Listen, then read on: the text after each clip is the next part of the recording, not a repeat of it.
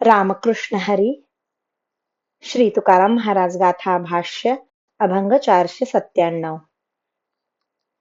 पंढरीशी जाय तो विसरे बाप माय, अवघा होय पांडुरंग राहे धरुनिया अंग.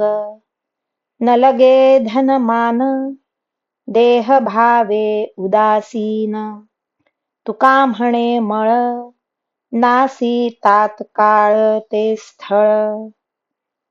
जो पंढरीला जातो तो आई बापादी गणगोतालाही विसरतो.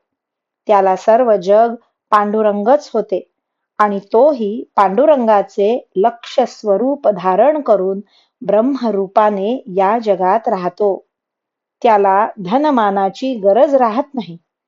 तो देहादी अनात्म पदार्थांविषयी उदासीन होतो. तुकाराम महाराज म्हणतात, याप्रमाणे अविद्यादी मलांचा तात्काळ नाश करणारे हे पंढरी क्षेत्र आहे. रामकृष्ण हरी. श्री कृष्णार्पणमस्तु.